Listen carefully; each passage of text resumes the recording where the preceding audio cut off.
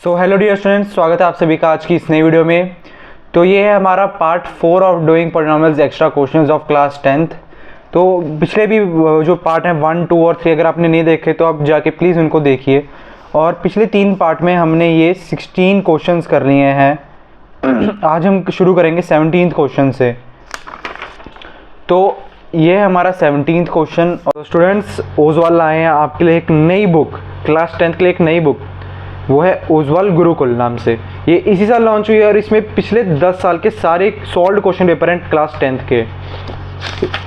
यहाँ पे इसमें आपको इंग्लिश के 2014 से लेकर 2024 तक सारे क्वेश्चन पेपर मिल जाएंगे विद सोल्यूशन, और मैथमेटिक्स के भी सेम एज वेल एज, और साइंस, और साथ ही में एसएसटी। इन चारों सब्जेक्ट के आपको पिछले 10 साल के सारे सॉल्व्ड क्वेश्चन पेपर मिल जाएंगे, जिससे आप अपनी प्रैक्टिस कर सकते हो 10th बोर्ड के लिए और अच्छे नंबर स्कोर कर पाओगे 10th बोर्ड में। तो I wish you all the very best आपकी फ्यूचर के लिए।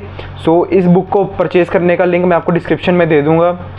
तो चलते हैं अपने आगे क्वेश्चंस पे। और इस वीडियो का पहला क्वेश्चन ये क्या कहता है कि if A and B are the zeros of the quadratic polynomial this, find a polynomial whose zeros are A square by B and B square by A. तो के हमको सबसे पहले ये बोला है कि if A and B are the zeros of the quadratic polynomial this, तो ये हमको एक पॉलिनोमियल दिया है। अगर इसकी ज़ीरोज़ हैं, दो ज़ीरोज़ होती है ना, अगर इसकी ज़ीरोज़ हैं ए और बी रिस्पेक्टिवली, तो हमें बताना है कि हमको एक और पॉलिनोमियल ऐसा ढूंढना है। हमें कोई ऐसा पॉलिनोमियल ढूंढना है जिसकी ज़ीरोज़ होंगी ए स्क्वायर बाई बी और बी स्क्वायर बाई ए। तो सबसे पहले हमको ए और बी की वैल्यू चाहिए होगी। तो ए और बी की वैल्यू निकालने के लिए सबसे पहले हम यहाँ पे प्राइम फैक्टराइजेशन कर देंगे, जिससे हमको दो इनकी ज़ीरोज़ आ जाएंगी, और एक को हम ए मान लेंगे, कोई बी, और फिर इसमें पुट कर देंगे, और हम उनका सम और प्रोडक्ट निकाल के आगे देखते हैं। अभी मैं आपको बताता हूँ। तो सबसे पहले ये करते हैं यहाँ पे इसकी prime factorisation. 3x square minus 3x minus x plus 1। तो यहाँ पे दोनों 3x कॉमन आ गया, तो यहाँ पे क्या बचा, इसमें से x माइनस 1, इधर माइनस 1 कॉमन आ गया, तो x माइनस 1। इनको इकट्ठे ले लेंगे तो 3x माइनस 1 और x माइनस 1 इक्वल्स टू 0। हाँ, प्राइम फैक्टराइजेशन में इक्वल्स टू 0। यस। तो ठीक है, ऐसे आ गया। तो हमारी दो जीरो जाएंगी, एक आ जाएगी हमारी 0 1/3 और ये आ जाएगी हमारी 1। तो लेट कर लो ए यहाँ पे, लेट ए इक्वल्स टू 1/3 और b इक्वल्स टू 1। तो ये मैंने लेट कर लिया इनको, लेट ए इक्वल्स टू 1/3 और b इक्वल्स टू 1। अब इसको हम यहाँ पे पुट कर देंगे साथ के साथ। तो ए स्क्वायर, तो ए है हमारा 1/3, तो 1/3 का होल स्क्वायर बाय बी है हमारा 1, और यहाँ पे हम बी स्क्वायर बाय ए में आ जाएगा हमारा 1 का होल स्क्वायर बाय 1/3। ठीक है, तो 1/3 का होल स्क्वायर हो जाएगा हमारा 1/9। 1/9 इसका होल स्क्वायर हो गया अपॉन 1, तो ये हमारा 1/9 ही रहेगा। और यहाँ पे 1 का स्क्वायर तो 1 ही होता है, 3 सबसे टॉप पे आ जाएगा, तो 3। तो हमारी ये दो जीरोज़ आ गई दूसरे पॉलिनोमियल की, 1/9 और 3। अब देखो, जैसे मैंने आपको बताया कि अगर हमको कोई क्वाड्रेटिक पॉलिनोमियल फाइंड करना है और इसके हमको दो जीरोज़ दिए हैं, तो उन दो जीरोज़ का पहले हम सम निकालेंगे और फिर उनका प्रोडक्ट, और उसको एक फॉर्मूले में जो मैं यहाँ पे साइड पे लिख देता हूँ, वो है x square minus S x plus P में पुट कर देंगे, जिसमें एस जो है हमारा सम है उन जीरोज़ का और पी जो है वो प्रोडक्ट है। तो सबसे पहले इनका हम सम निकाल लेते हैं, सम ऑफ ज़ीरोज़। तो ये हमारा हो जाएगा 1/9 प्लस 1/3। इधर एलसीएम ले लो, इधर एलसीएम आ जाएगा हमारा 9, 1 प्लस 27, 1 प्लस 27 होता है हमारा 28। तो 28/9 हमारी एक ये सम आ गई ज़ीरोज़ की।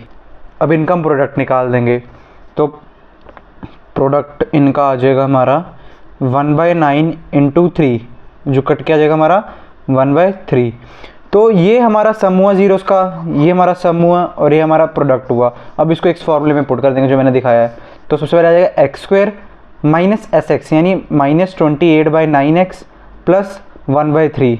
ठीक है, ये हमारे आ गया। अब ये स्टैंडर्ड फॉर्म में नहीं है, ये फ्रैक्शन फॉर्म में है, तो हम इसको स्टैंडर्ड फॉर्म में डालेंगे। और स्टैंडर्ड फॉर्म में डालने के लिए हम इसको किसी भी नंबर से मल्टीप्लाई कर दें, किसी भी 1 2 3 4 किसी से भी कर देना, इसके जीरोज़ पे कोई इफेक्ट नहीं पड़ेगा। तो इन दोनों के एलसीएम से हम इसको मल्टीप्लाई कर देंगे पूरी इक्वेशन को। तो 9 है इन दोनों का एलसीएम, तो इसको पूरे उससे मल्टीप्लाई कर देंगे। तो यहाँ पे आ जाएगा 9x square minus 28x plus 3, ये हमारा आ जाएगा, और ये हमारा है रिक्वायर्ड आंसर। ये हमारी पॉलिनोमियल आ गई जिसकी जीरोज़ हैं ए स्क्वायर बाय बी और बी स्क्वायर बाय ए। ये हमारा ये आंसर आ गया। अब चलते हैं अपने नेक्स्ट क्वेश्चन पे। तो ये है हमारा नेक्स्ट क्वेश्चन और ये क्या कहता है कि if A and B are the zeros of the quadratic polynomial such that a plus b equals to 24 and a minus b equals to 8, find a quadratic polynomial having zeros a and b। तो हमें बोला है कि एक quadratic polynomial जो हमें नहीं पता, उसकी जीरोज हैं a एंड b, ठीक है, और हमको दो चीज़ें दी हुई हैं, a प्लस बी 24 के बराबर और a माइनस बी 8 के बराबर, ठीक है। अब हमें बताना है कि वही हमने क्वाड्रेटिक पॉलिनोमियल फाइंड करना है इसका, जिसकी जीरोज a और b हैं। तो सबसे पहले हमको क्या चाहिए होगा, a और b, है ना। सबसे पहले हमको a और b चाहिए, हमको उसकी दो जीरोज चाहिए होंगी, वो हम इन दोनों इक्वेशन से निकाल लेंगे, a और b, a प्लस बी और 24 a माइनस बी 8 से हम a और b की वैल्यू निकाल लेंगे। अब उन दोनों को सम कर देंगे और प्रोडक्ट कर देंगे और वही फॉर्मूले में पुट कर देंगे जो मैंने आपको पिछले क्वेश्चन में बताया, x square minus S x plus P में। तो सबसे पहले हम a और b फाइंड करते हैं। तो हम इन दोनों इक्वेशन 1 और 2 को ऐड कर देंगे, एडिंग इक्वेशन 1 एंड 2, इन दोनों को ऐड कर देंगे। इन दोनों को ऐड कर लेते हैं। तो a plus b plus a minus b equals to 24 plus 8 32, ये ठीक है। तो माइनस बी कट 2a आ गया, 2a है 32 के बराबर, तो a हमारा आ गया 16 के बराबर, a हमारा 16 के बराबर आ गया। अब a को 16 हम किसी भी दोनों में भी पुट कर देंगे तो हमारी वैल्यू आ जाएगी। तो इसमें पुट कर दोगे तो 16 उधर चले गया 8, तो b हमारा 8 के बराबर आ गया। चाहे इसमें वो भी देख लो चेक करके कि a प्लस बी 24 के बराबर ही और a माइनस बी 8 के बराबर ही है। हाँ आ रहा है, 16 माइनस 8 8 होता है और 16 प्लस 8 24 होता है, ठीक है। अब हमको इसकी दो जीरोस पता लग गई, a हमारी 0 1 16 आ गई, b हमारी 8 आ गई। अब हम इन दोनों का सम निकाल लेंगे। सबसे पहले सम ऑफ जीरोस, वो हमारा क्या है, इसका 24 हो, तो हमको ऐसे दिया ही हुआ है ऊपर। और फिर इनका प्रोडक्ट क्या है, 16 इंटू 8 कितना होता है, 16 इंटू 8 128 होता है। तो ये हमारा 128 आ गया 16 इंटू 8, ठीक है। अब हमको सम पता लग गया और प्रोडक्ट पता लग गया, तो हम इसको इस फॉर्मूले में पुट कर देंगे, x square minus S x plus P में, जिसमें एस हमारा सम, पी हमारा प्रोडक्ट। तो x square minus 24x plus 128, तो ये हमारा आंसर आ गया। अब चलते अपने नेक्स्ट क्वेश्चन पे। सो ये हमारा 19th क्वेश्चन और ये क्या कहता है कि if alpha and beta are the zeros of the polynomial this satisfying the relations alpha square plus beta square plus alpha into beta equals to 21/4, find the value of k। हमें k ढूंढना और हमको ये दी हुई है polynomial 2x square plus 5x plus k, ठीक है। और हमको अल्फा एंड बीटा इसकी जीरोस दी हुई हैं, तो हमको इसकी वैल्यू निकाल, हमको इसमें पुट करके अल्फा प्लस बीटा और अल्फा इंटू बीटा जो भी हमारा आएगा हम इधर पुट करके k की वैल्यू निकाल सकते हैं। तो सबसे पहले हम इनका सम निकाल लेते हैं इन जीरोस का। तो सम क्या आएगा, alpha plus beta equals to minus B by, तो alpha plus beta minus B by होता है, तो alpha plus beta minus B क्या है हमारा -5 बाई ए हमारा है 2, तो सम आ गया हमारा -5/2। और alpha into beta product of zeros वो हमारा आ जाएगा c बाई ए, और c हमारा क्या है k, c हमारा k है और a हमारा 2 है, तो c बाई ये हमारा k/2 आ गया। यानी अल्फा प्लस बीटा की वैल्यू हमारे पास आ गई -5/2 और अल्फा इंटू बीटा की वैल्यू होगी k/2, ठीक है।